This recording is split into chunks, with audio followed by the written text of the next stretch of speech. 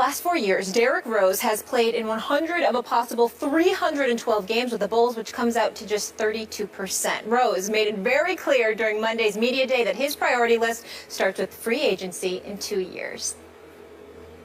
It's here, but when you talk about that much money, only thing you could do is prepare for it. We're trying to prepare not only myself, but my family, and doing this all for my son. Like I said, I'm thinking about his future. Even though we're all right, we're comfortable. When you talk about that X amount of dollars, I think it raised everyone's eyebrows. So there's nothing wrong with being over prepared. Stephen A., are you okay with Derrick Rose talking about free agency right now? No, I am not, to be quite honest with you. And I must confess to you that it's very, very difficult for me to talk about Derrick Rose in any negative kind of fashion, because as a basketball player representing the Chicago Bulls, if you get around him and you talk to him, he just seems like one of the nicest people in the world, to be quite honest with you. But when you listen to some of the comments that he makes, it makes absolutely no sense whatsoever. Derrick Rose has been in the league for 6 years. A couple of years ago, obviously, he had that devastating knee injury. Skip Bayless, in the 2011-2012 season, he missed 43 games. 2012-2013, he was out the whole year. Okay, 2013-2014, he missed 72 of the 82 games. And last year, he missed another 31 games. We were just relieved to see him play in the playoffs. And the last time we saw him, he was getting outplayed by Matthew Dellavedova. True. So I'm sitting here and I'm saying, considering all of this and the fact that you got paid $93 million by the Chicago Bulls, I have no problem with him thinking about his future, thinking about the well-being of his family, etc. But you know something? We sit up here and let's think about the guys that we have been critical of in increments, in moments. Russell Westbrook, LeBron James, James Harden, not so much Kevin Durant, because we rarely say anything. I mean, who says anything negative about Kevin Durant? Carmelo Anthony. I mean, you look at these guys, Skip. They are rough riders. They go out there and compete and bring it every night.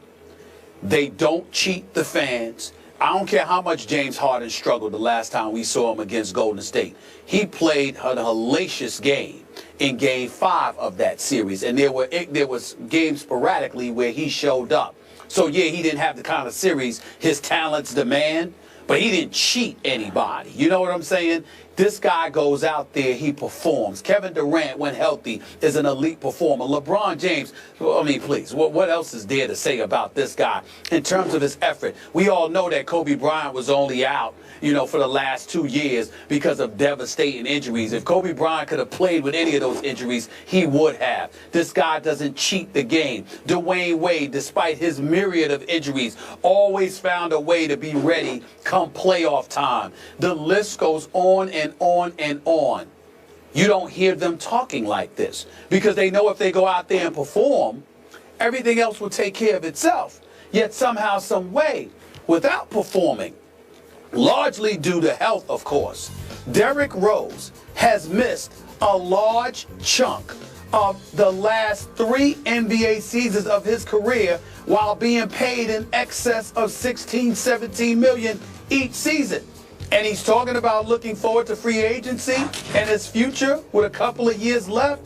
It just seems to me that he doesn't appear to have the focus that an elite championship caliber player is supposed to have. I know he has the talent when healthy. I'm not questioning that. And I know he goes hard when he's out on the court. But this attitude that he seems to verbalize, if I'm the organization and I'm hearing that from him, I got to call him to the office and sit him down and have a long conversation with him about a fan base that's out there and about some rough riders who are his contemporaries in the NBA and say to him, do you see what they're doing? And at this juncture, they're enjoying more success than you. Do you not get it? Because he doesn't seem to get it right now. And I'm saddened by that, because I do believe, again, I don't know him personally, because I know he's had some issues, and I'm not here to comment about that. But the Derrick Rose that I know, that I've met, that I've spoken to in a Bulls uniform at the United Center, seems to be one of the nicest dudes I've ever met, and it's almost impossible to root against him.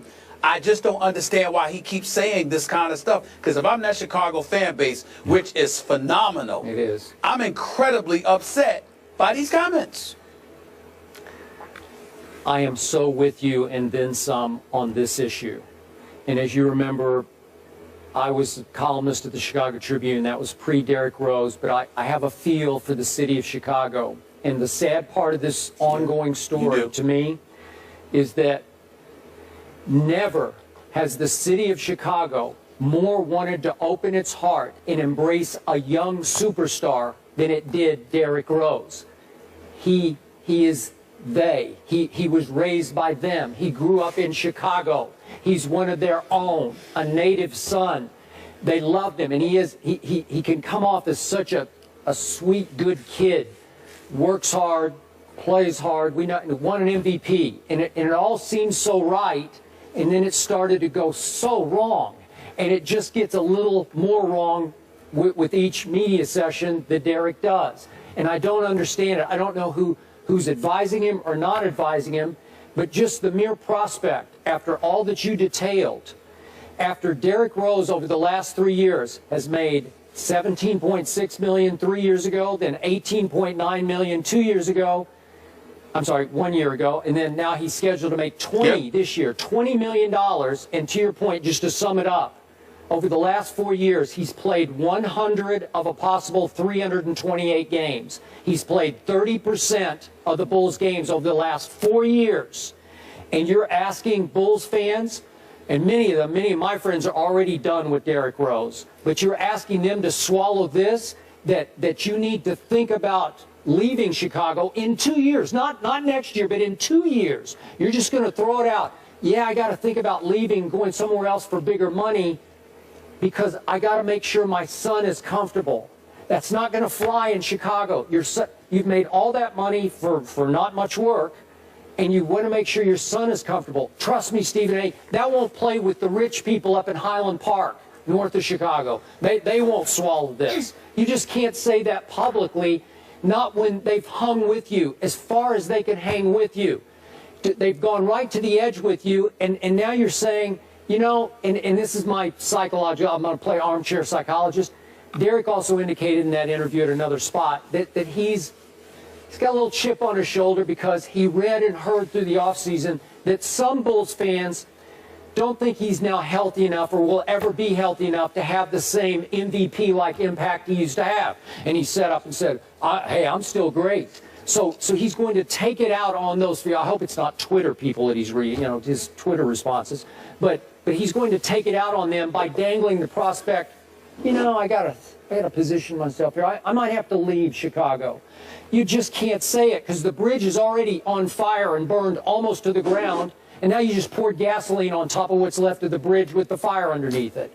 I don't know what he's thinking, but this is going to do him in before you know it in Chicago, because there's not much love left for him. Well, the thing about it is I think the love can easily be recaptured if he goes out there and perform, because by and large, they recognize him to be a nice kid, even though we need to stop calling him a kid. He turns 27, in a few days, to be honest with you. Yeah. But with that being said, he also needs to understand that in this world that we're living in, and you know how political I can get, Skip, in terms of just watching politics and things of that nature, paying attention to the economy, the job rate, labor participation, all of these different things. You signed a $93 million contract and you're talking about worrying about your kid. Well, somebody's going to ask you, what the hell are you doing with your money? What are you talking about? Now, granted, it's always more money to be made. Please don't get me wrong. I get that. And you know what a capitalist I am. If the money is out there to be made, go ahead and make it. But how is it that you have an issue looking forward to your future, acting as if you're worried when you're already collecting $93 million for 30% of the work that you were supposed to put in. So all of those things definitely resonates, man. And you got to wonder right now, Skip, I got to admit, I never thought I'd say this. You've got to wonder whether or not the Chicago Bulls should trade him.